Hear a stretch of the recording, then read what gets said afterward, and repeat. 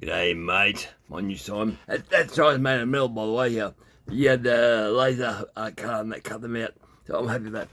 I'm calling my girlfriend's, my daughter's boyfriend. Oh, wish I could talk. Yeah, that's gonna go. I'm gonna work on this today. Better tool, a 372xp clone, and today I'm gonna do what a newbie would do. So a new person would go, "I want more power."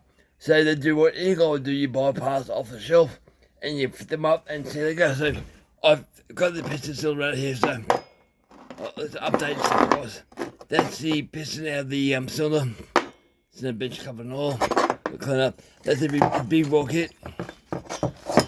It came with 2 clips too. That's really interesting. 2 sets of clips. It's a big ball kit.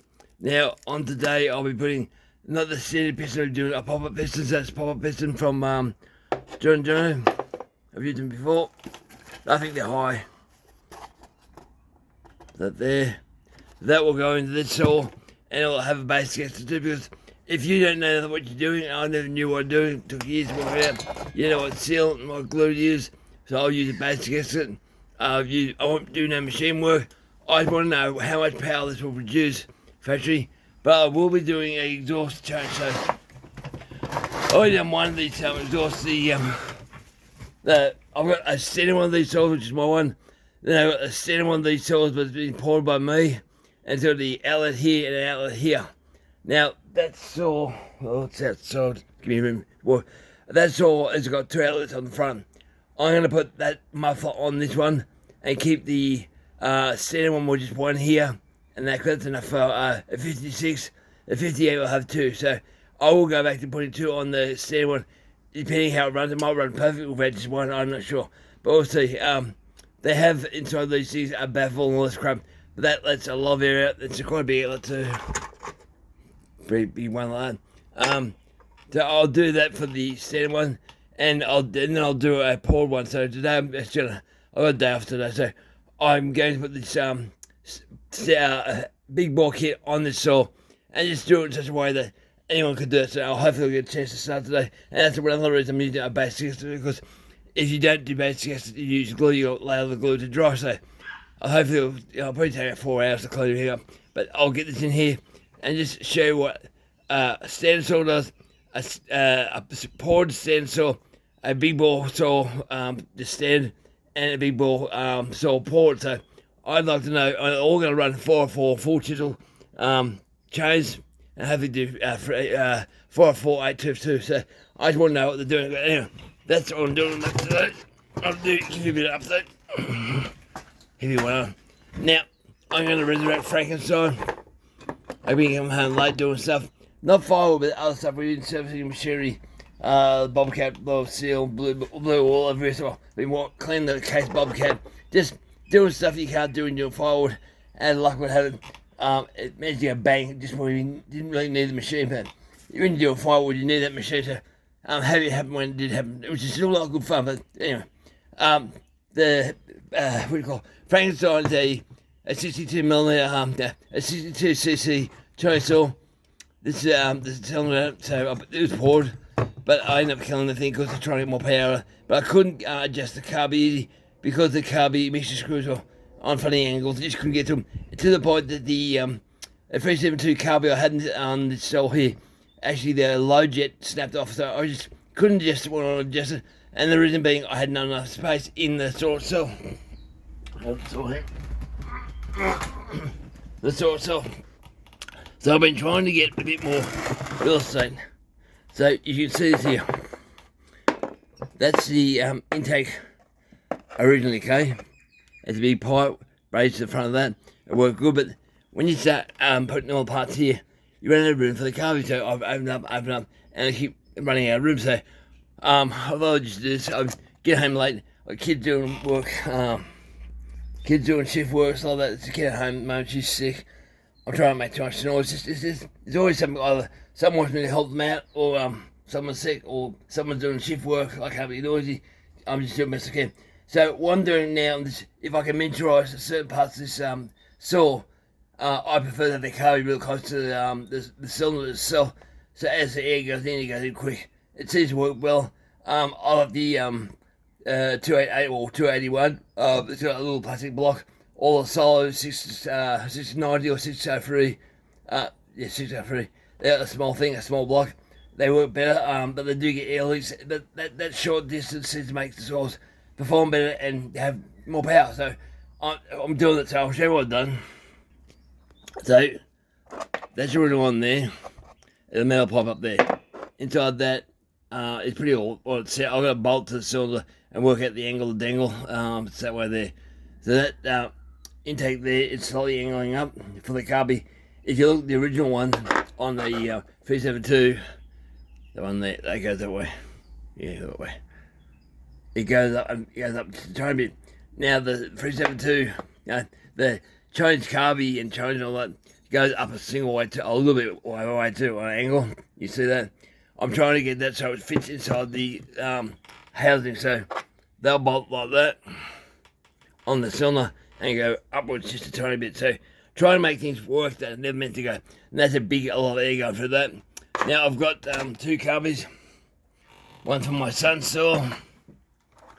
That's one. So they'll go on Frankenstein. And my son's saw to a solid 694 piston. I'll have to put that there. And I'll modify my son's saw. I'll try drilling them.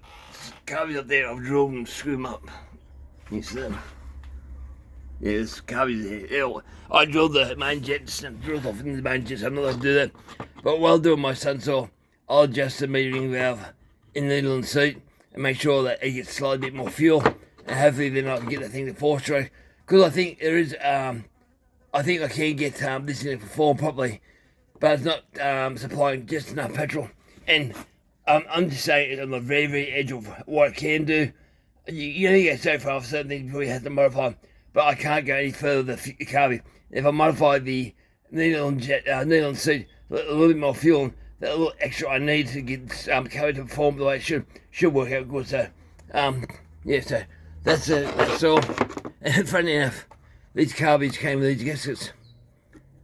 4 of them. So, I don't know what they're for, but the hole for that is the hole for a change cylinder. It's too small.